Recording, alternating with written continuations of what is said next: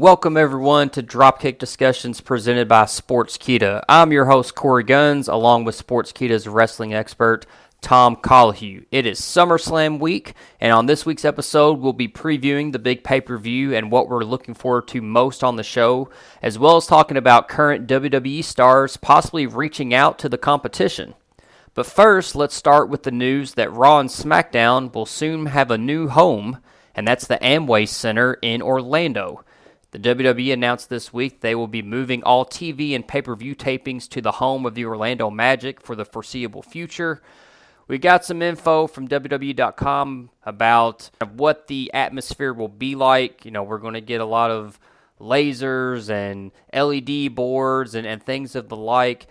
What can you tell us, Tom, about differences that we can expect as far as our viewing experience with this move over to the Amway Center? Well, they have certainly hyped it up as being the next generation of viewing experience, and what I can say for certain is it's going to be gaudy. Really, really gaudy. It's going to be like those movies you watch where, let's say, 2001: A Space Odyssey, and it was like, this is the future, and now it's the past, and it looked ridiculous even by those standards. We're going to have drones flying around doing close-ups of certain crowd reactions on a little delay in case anyone decides to flash the camera or something. We're going to see bigger entrances, and the hope is that they'll soon be able to have fans in attendance at a very limited capacity. The current working agreement doesn't permit fans, but within 2.5 months, the WWE will have that to renegotiate, depending on if the Orlando Magic have, of course, returned. So when it comes up in a couple of months, they will attempt to negotiate and get a deal, which will allow them to have a very limited capacity of fans, and then there will be future negotiations that allow more and more and more. So we're not going to have fans for a while yet. It doesn't look like we're going to have anyone from the Performance Center there to hype up the place because we'll have audio coming on. We'll also have a little bit of extra. Now, you talked about crowd reactions there in the arena. Are they thinking about doing the virtual fans like we've seen, like the NBA playoffs here recently? You know, we've seen them doing the live fan LED boards on Zoom, and like I said, it is being held in the home of the Orlando Magic. So is that something that they're going to be considering, or are they going to stick to the, NXT talent or just kind of extras being there in the crowd sparsed out and then doing some of the effects with the LED boards and the entranceways and things just as far as the visuals? There'll be a lot of visuals. The plan is to have separate screens essentially taking up what would be seats and just spread them out as if they are fans in their own right and get the audio from that. There will be a lot more lights, camera action, as it were, on the entrances and everything like that, but there won't be people from Performance Center. There won't be any banging on perspex. They will be very much controlling the audio and adding a bit there. And we may, in fact, not get to see much of the 3D effect again because everything they have for that is set up at the Performance Center. How does the WWE talent feel about the move? Well, a lot of the locker room found out late, at roughly the same time that the rest of us did, when we all got the press release out. That's a problem, if you ask me, when it comes to communication. But by and large, when it comes to the talent, there's a general sense of optimism. So they're okay with it.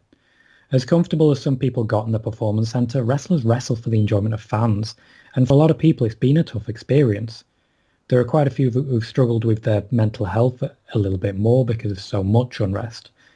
As odd as it sounds, when it comes to the crazy world of wrestling and the constant traveling and the schedule like that, some people need it to be a bit crazy to keep them sane. Now, personally, I get it. That's kind of an interesting point. And I was even thinking when they moved to Orlando, I'm not sure, and so this may be a stupid question because I don't know how close Orlando is to the Performance Center, but is that going to make some changes to some of the talent's travel schedules? Are they going to have to actually drive into Orlando, maybe spend the night in a hotel, overnight so that they can do Raw and SmackDown and then maybe travel back to some of their homes or, closer to the Performance Center? How is that going to work out? And to your point, how will that maybe improve for some people the fact that at least they're having to get in a car and make some travel and kind of get out and about as opposed to just going to the Performance Center and then back home? Well, it won't necessarily improve for a lot of people. The majority of wrestlers that I'm aware of live in Tampa, or at least the Tampa area. So they will be driving into Orlando, and It's not the quickest travel, but it's not particularly bad compared to somewhere like Jacksonville or someone like Miami. So it's not a particularly bad journey, but they will be planning to make that journey every time they drive in and every time they drive out after shows. There is no intention, to my knowledge, to book a hotel. There is no hotel that's been booked en masse. For the majority of people, typically if Kevin Dunn goes ahead, he may have a hotel. But outside of that and certain production members of staff, it is just traveling every day. So while there's an excitement about the location for Performance Center, it's not that far from where they were traveling already. Now, I saw a report that said that it was costing the WWE about $500,000 to lease the space at the Amway Center. Does the WWE think that this is really going to be worth it? Are they looking for a ratings increase with being able to do some different things with the crowd and with the graphics and things? How does WWE, how are they justifying the cost with the return that they're going to get? Well, the cost that they've got is still much less than it would cost them to go to certain arenas and travel things around and at least travel with all of the equipment that they've got. Still being able to base in Orlando or at least in the Florida area is not too bad. Yes, it's quite a large amount of money, but to the WWE, it's quite a small amount of money.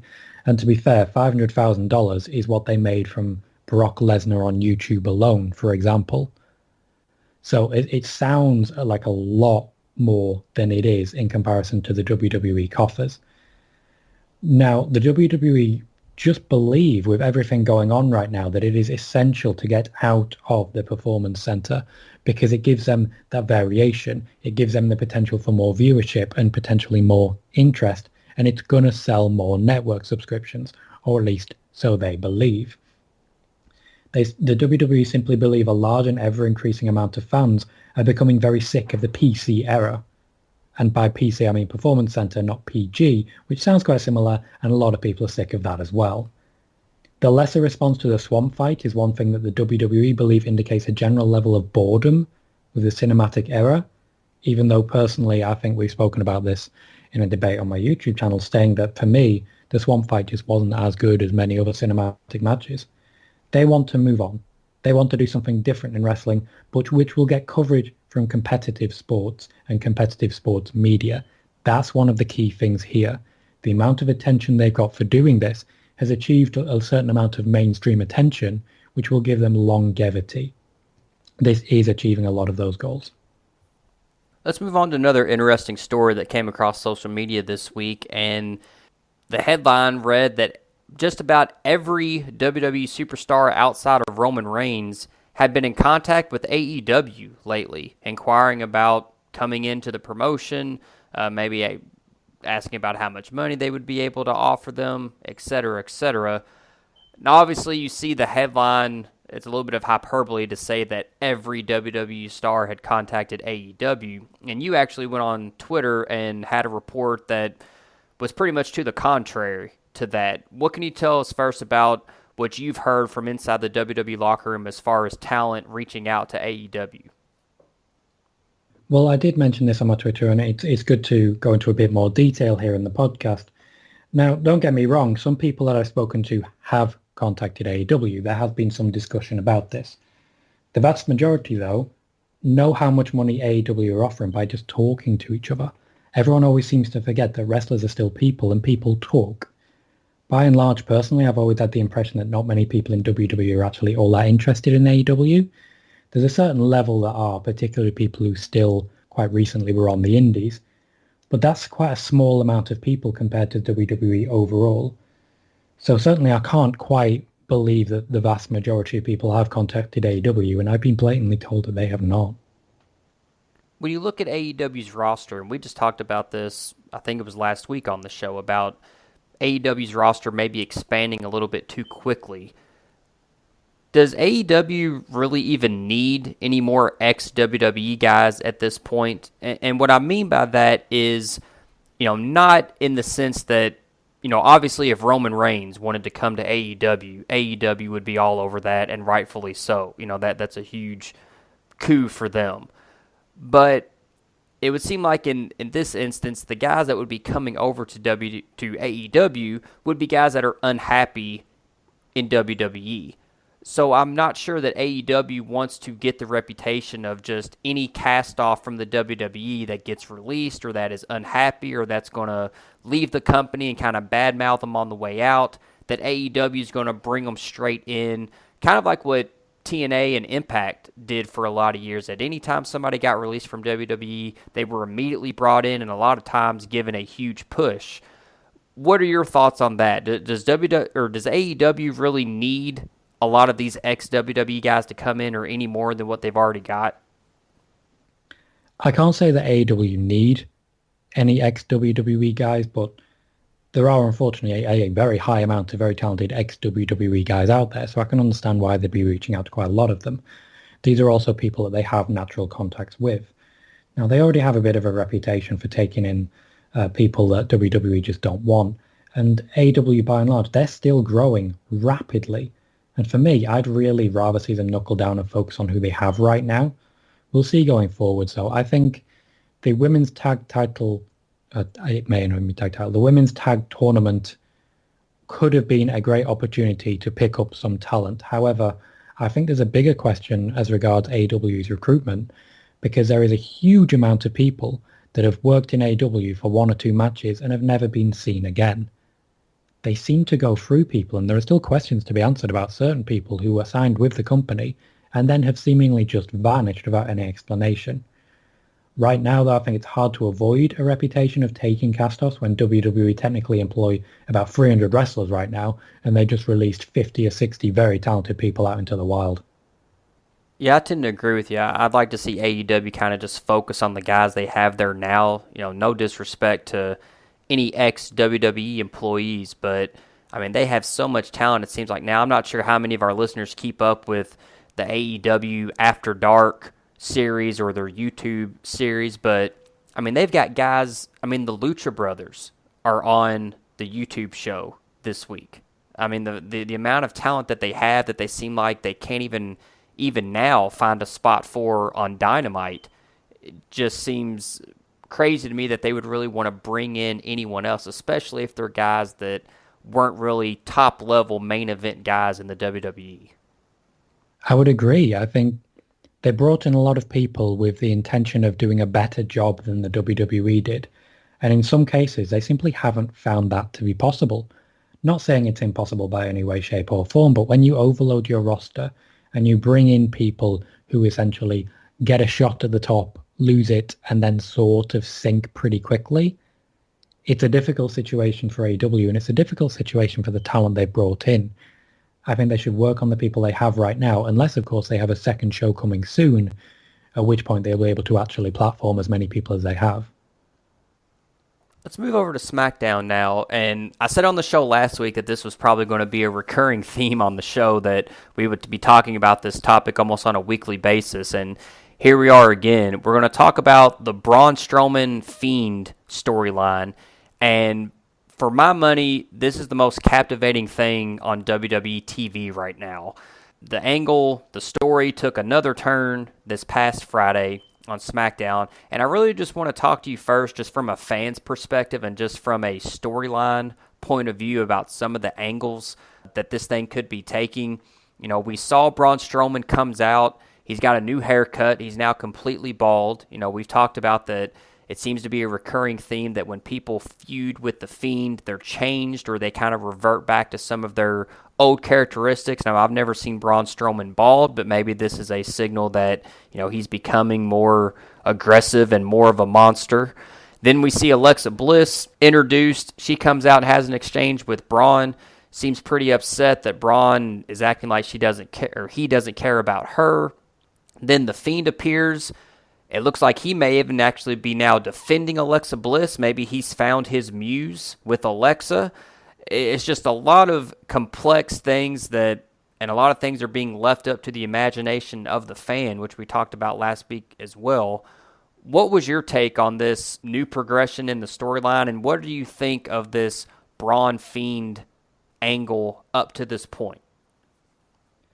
Well, at the moment, it's definitely much more than it was even 2-3 weeks ago, because I think the fact that this particular feud has been going since WrestleMania, it's been wearing pretty thin, particularly as regards leading into the Swamp fight. when they just seemed like they were trying to kill time until SummerSlam. Well, we're here now. Alexa Bliss has certainly sparked a lot of life into it. She was originally a victim of the Fiend, just there to call out Braun. Now we're already at the point whereby the Fiend is protecting Bliss from Braun, and Braun is using that. Braun is using that very well, and that opens so many possible options here, and that's what makes this so interesting. Now, I can say that Alexa Bliss has been consulting on this. She's been as involved in the writing process as anyone else. And while she hasn't been writing particular lines and everything in that regard, her love of horror films has definitely played itself out in an interesting way that's helped this develop. You can tell by the quality of her acting that she's invested in this. What I will say is that while I was hoping this feud would be done and dusted come SummerSlam, now that we are at the point where they've finally made it this interesting, I think for once I'm actually okay with this going for a while longer. Yeah, I am too. And I feel like there's kind of two, at least with what we saw on Friday, there's kind of two ways they could go with this. They could either end up with Alexa Bliss going with the Fiend, or maybe it turns out that this was all a plan by Alexa and Braun to kind of infiltrate the Fiend and make him vulnerable so that they could take him out. But the interesting thing with that is I think that no matter which direction they may decide to go, I'm not sure which roles the Fiend and Braun Strowman, and even to that point Alexa Bliss, are going to be in after this is all said and done. Could you see a scenario where post SummerSlam or maybe post Payback, the Fiend is actually a babyface and Braun Strowman is a heel? I could potentially see that, but I think when it comes to the Fiend, Braun Strowman, and essentially anyone who works with the Fiend, the concept of face and heel is really in flux. Now, the Fiend over the last few weeks has been made a lot more relatable. Now, admittedly, he's still not relatable, but he's a lot more relatable than he ever has been, because essentially there's a girl now and he gets confused, which I think a lot of people can relate to that one. For me, though, there's no turn to take, because the Fiend, while initially pitched as a heel, and I think in Vince McMahon's eyes was always a heel, never got booed. It didn't happen. Once you reach a certain level and once you're a solid enough character, you don't have to consider heel and face. You look at Rhea Ripley. She could be heel, she could be face. Who cares? She's Rhea Ripley. It's cool. You look at Steve Austin back in the day, same thing. The Rock was constantly back and forth. Nobody cared. They just wanted to cheer who they liked and boo who they didn't. The Miz reached that level a couple of years ago. The Fiend has always operated under his own alignment, and if he can bring Braun Strowman and Alexa Bliss to that level with him, all power to him. How hard do you think it is to pull a storyline off like this without a crowd present to really give you that reaction of who the fans view as the babyface and the heel in this situation? I think it's considerably easier. Really? Because if they did this and people were booing Braun, then it doesn't matter if you want him to be a face or a heel. Fans say he's a heel. If you did this and people were still cheering the Fiend when he literally attacked Alexa Bliss, well, I guess Alexa Bliss is a heel now. It's difficult to try and tell a story when quite a lot of fandom at the moment don't care what story you're trying to tell. Now, admittedly, they've got it wrong sometimes in the past. They've got it wrong quite majorly sometimes in the past. Look at Becky Lynch. They tried to turn her heel. They got it wrong. But if they hadn't done that, would people have gotten behind her the way that they did? Difficult one. So in many ways with Becky Lynch, the fans sort of rescued the initial plan, which was to have her against Asuka at that year's WrestleMania and to have Charlotte versus Ronda Rousey as a main event without Becky being there. When it comes to The Fiend, fans have always said he's a face. Vince McMahon has always ignored that. If the fans were there now, who knows what decision they would be making. Before we start previewing SummerSlam, we do want to touch on a very serious situation that happened this week, and that was a situation that involved Sonya Deville, who had an intruder into her house. Very serious situation. If you've read about it online, it seems like a guy basically broke and entered into her house, maybe had some bad intentions behind it. Thankfully, everything turned out all right. The police were able to arrest the suspect, and Sonya Deville obviously is safe, although maybe a little bit scared, obviously. What can you tell us as far as the latest update on this situation with Sonya Deville? Well, it's not been too long since it, so there's not been that much update. However, she has filed an injunction against the person who literally tried to break into a house, kidnap her, and threatened to murder her companion at the time, which she was there with Mandy Rose. Some of the details have come out, such as the ones that I've mentioned there. Deville and Rose, as you might expect, still close friends. Their donut channel might not survive the storyline, but the friendship certainly has. This is a horrendous situation. This should never happen. We should never get to this point.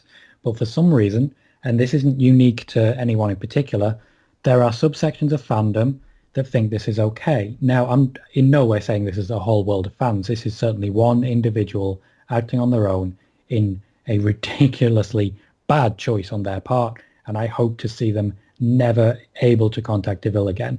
I think I can speak for all of Sportskeeda when I say we are just very, very glad that she is okay. Yeah, absolutely. I'm glad everything turned out safe and okay for everyone involved. And we'll obviously, over on Sportskeeda.com, update you on the situation as details come out. But again, the biggest takeaway is the fact that Sonya and Mandy and everyone involved are safe and are okay. And like you said, hopefully we don't have to hear about any similar type of situation happening to anyone else. Let's move on to SummerSlam. It's coming up this Sunday. 8 matches officially announced on the card on WWE.com. Now, we are recording this on Tuesday, so I would anticipate that probably on Friday SmackDown we may see a match or two added. Looks like maybe AJ Styles versus Jeff Hardy could be a possibility for the Intercontinental Championship. But given the card that we have official right now, what are some of the things or some of the matches that you're most looking forward to on Sunday? There's actually more that I'm looking forward to than not, to be honest. The fact that we've now got this storyline with Bray and Braun has really piqued my interest. All 3 women's matches, if they give them time, are just going to be awesome. High quality wrestling. McIntyre versus Orton has reached a phase where I don't care who wins, and that's a great place to be. That should just be a solid match. Regardless of the winner, I'm going to be happy. And also we got the debut of Dominic, who I've heard great things about, so I just want to see him get in the ring and wrestle. So wrestling-wise, I'm very excited, to be honest. What are some matches that we could possibly see added to the card? I mentioned AJ Styles and Jeff Hardy. Is that something that you expect come Friday that will be made official? And are there any other matches that could be late additions to the card before the show on Sunday? It's possible that we'll see Styles versus Hardy. It's not impossible by any stretch, but they are scheduled to have a match on SmackDown, so I don't think it's that likely. Plus, they do want different matches for the Payback pay-per-view. They don't want SummerSlam to be too big. They are worried that people are going to lose interest in bloated pay-per-views, and this is one of the reasons they are moving to this new facility to do this. In addition, you've mentioned Styles Hardy. There is also the possibility that the SmackDown tag title match will be added, that being Lucha House Party now with Kalisto versus Cesaro and Nakamura. That's something I expect to see added to the card, even if it's just on the pre-show. And I'm a little surprised that we haven't seen a Kevin Owens match. So maybe we'll see something like Kevin Owens versus Shelton Benjamin. I'm glad you mentioned Payback because, you know, they're having another quote-unquote pay-per-view I think it's just a week, right, after SummerSlam? Just a week later? Or is it 2 weeks? Yeah, literally the next week. Yeah. The next week. So a week later, they're having another pay-per-view. And SummerSlam historically has been one of the major pay-per-views of the year. Really, probably you could make an argument that it's the second biggest pay-per-view of the year. You mentioned, having bloated pay-per-views and, obviously, WrestleMania seems to get bigger and bigger every year. But for me, looking at this card on paper, I don't want to say that I'm underwhelmed by it, but just considering the history of the event, there's no Brock Lesnar, there's no Undertaker. You've got MVP versus Apollo Crews. No disrespect to those guys, but that seems more like a match that you would normally see on like the pre-show of an event like this. You've got 2 women's matches where Asuka is competing twice. The Street Profits and Garza and Andrade. I'm sure it'll be a great match, but we just saw just about every combination of these 4 just a couple months ago on Raw. I know we've got Bianca Belair added in there now, so maybe that adds a different dynamic. Again, we just saw that a couple months ago. Are you underwhelmed at all about the show that we're getting for a pay-per-view like SummerSlam and kind of the mystique that has come along with it? Having Payback a week after SummerSlam makes me nervous because it suggests to me that we're going to get a lot of dodgy finishes and a lot of rematches on that show, particularly when you consider it's literally called Payback. That makes me nervous. What I will say, though, is for the actual SummerSlam card, I'm not too underwhelmed. Yes, we have a lot of rematches, but they've done something to try and make them interesting. They've added hair versus hair, for example. They've added Alexa Bliss, for example. And while admittedly we've seen every combination of Asuka versus Sasha Banks versus Bayley, except for Sasha Banks versus Bayley, I'm interested to see who actually comes out the winner here, because I suspect if we don't have dodgy finishes, Asuka is going to end the night with as many titles as she starts it. There isn't much interest for me in the United States title picture, I'll admit that, as well as maybe the Raw Tag Team title picture, not so much, even though they've added the poisoning angle. I didn't really get that. That wasn't for me. But when it comes to that top level card, the singles championships outside of the United States Championship, I think it'll actually be a pretty good show. Personally, anyway.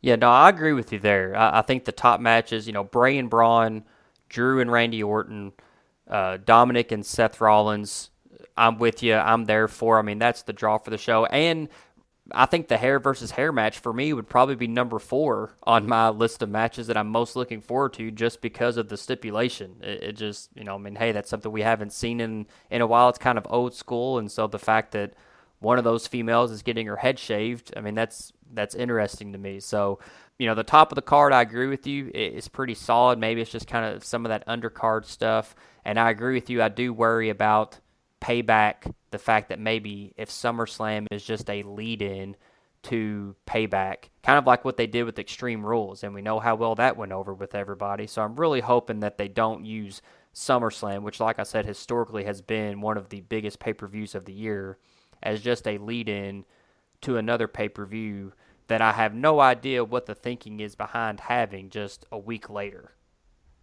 I agree.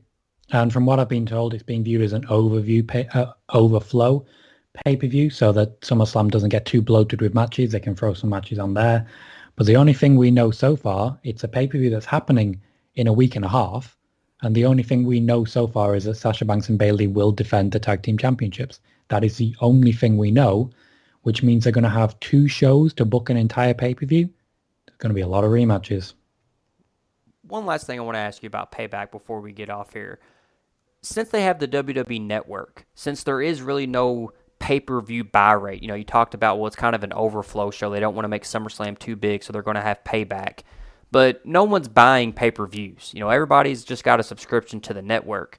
So what is the thought process of we're going to have a quote-unquote pay-per-view just a week after SummerSlam? Why not make some of these matches and schedule them for episodes of Raw and SmackDown and maybe try to peak a rating and get some more people watching instead of saying, we're going to have a pay-per-view 7 days later and throw some of these matches that didn't quite make the SummerSlam card or maybe rematches from SummerSlam a week later, we're going to throw them and call it a pay-per-view when really it's just it's a glorified TV taping, really. Since they're confined to, used to be the Performance Center, now it's going to be the Amway Center, but since there's not any live crowds, why not just have some of that overflow on the television shows? They kind of have done. That's why they had the rematch for Sasha Banks and Asuka on TV. It's why we have AJ Styles versus Hardy on TV. It's why we had Styles versus Riddle on TV. Those were planned pay-per-view matches that they decided to put on TV to try and keep the rating up. So at the minute, they're trying to balance a whole lot of things and trying to spread things out, when in reality, by the sounds of it going forwards, the pay-per-views are going to be the least important thing. The one thing I'll tell you that makes me nervous is when you start talking about a wrestling company that made their television shows more important than their pay-per-views, that sounds a whole lot like the biggest criticism that people had against WCW back in the day. And we saw what ended up with them. Now, I'm not saying, obviously, the WWE is not going to go out of business anytime soon, but it does worry me that they're taking the importance of the pay-per-views away and maybe focusing more on the television product. That is what they're doing, though. They earn a lot more money through Fox and through the USA than they do through the WWE network.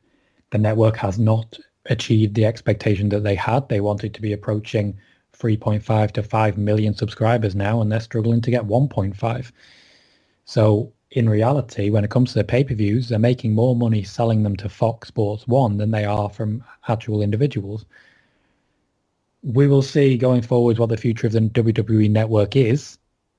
But for now, I think every pay-per-view you watch, certainly for like Extreme Rules and the like, instead of having TV being the advertisement for the pay-per-view, it's now the other way around. Just like WrestleMania has always been an advertisement for Raw and SmackDown, now all of them are. Yeah, it's always funny to see how things kind of come back around full circle eventually. And so maybe that's kind of the point we're getting to with WWE at the moment. Well, we appreciate you all listening in to Dropkick Discussions this week. We hope that you all enjoy SummerSlam. And, of course, me and Tom will be covering all the results and all the aftermath right here on the podcast next week.